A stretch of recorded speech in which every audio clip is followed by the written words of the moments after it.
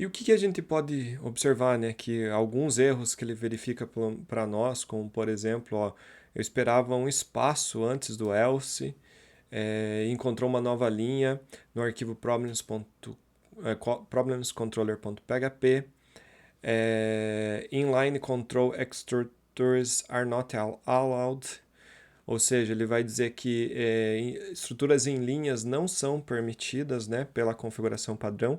A gente até podia sobrescrever essa configuração para permitir, de acordo com o que a gente ache melhor para o padrão do nosso código.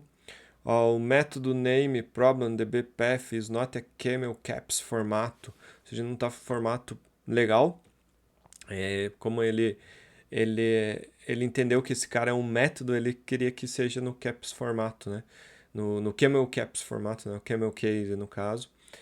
E além de outros erros, né? O header blocks must be separated by a single blank line, né? Ou seja, um bloco deve começar a ser separado por uma linha em branca, né? Aqui no edit, por exemplo, ele indicou essa falha. Então tem várias falhas, pessoal, até é interessante que vocês venham aqui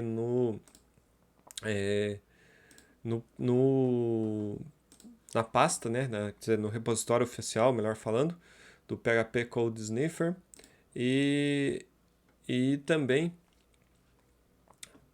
leiam aqui a documentação deles para entender os erros que ele analisa aqui, como por exemplo aqui tem alguns exemplos, missing file doc comment, faltou comentário, PHP keyword must be lowercase, expected false, but found false, false em maiúsculo, né, em camel case, em uppercase.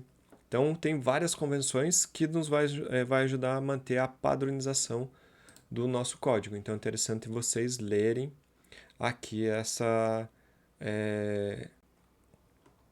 a documentação dessa biblioteca para entender melhor. Então vamos voltar para o nosso código para corrigir esses problemas, né?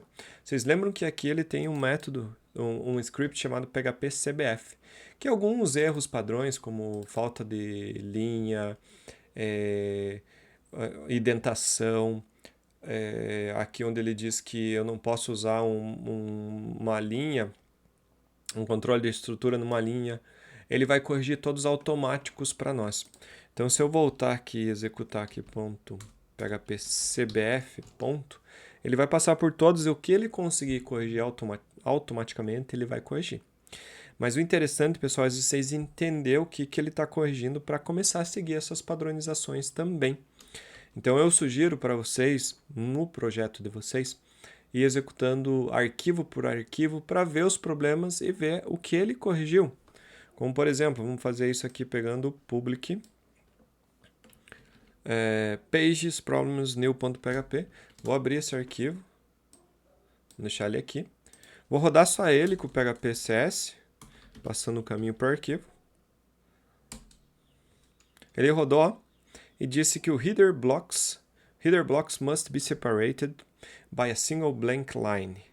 E aqui tem a especificação, se você quiser ver mais detalhes dela. Então aqui o que ele espera? Que esse bloco precise ser separado com uma linha em branco. E se eu executar o PHP CBF para ele, percebam que ele vai corrigir para mim. E se eu executar novamente o PHP CS, agora eu não tenho mais erros nesse arquivo. Então isso é bem interessante, que ele faz várias correções para nós de maneira automática, garantindo ali uma qualidade no nosso código, mas sempre digo para vocês, não confiem cegamente nessas correções automáticas, tá? Sempre é necessário analisar. Então vamos rodar novamente para todos. E temos vários e vamos corrigir aqui o que ele conseguir corrigir. Então ele até deu um resumo para nós aqui, que ele corrigiu. No total aqui foi 18 erros que ele corrigiu em 9 arquivos. Então nesse resumo de correções automáticas, que já vai garantir para nós uma melhor padronização do código. Porém, se a gente rodar novamente o PHP-CS, olha, tem alguns problemas que ele não corrigiu para nós. E um deles aqui é um warner, que ele fala o seguinte, ó, file should declare new symbols, class, functions, constants, etc. And cause not other side effects, or it should be, or it should execute logics with side effects.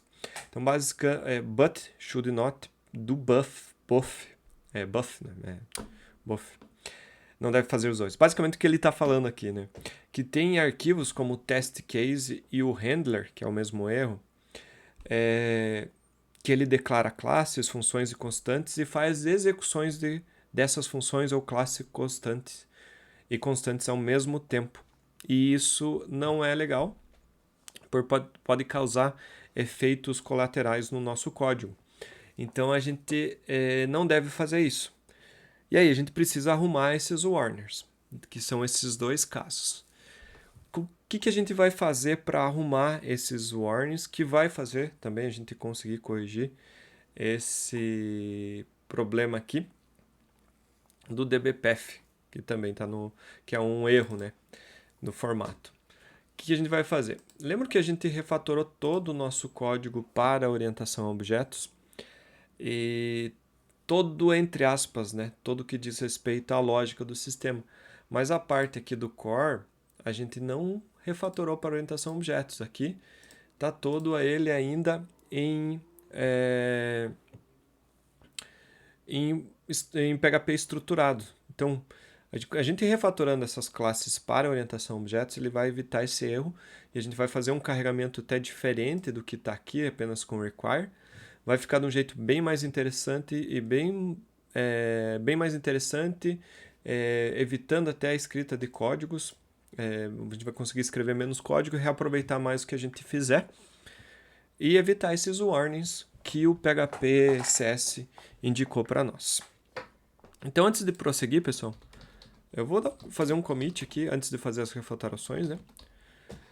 Vou dar um git add ponto, git status, git commit -am, né? Aqui poderia só ser -m.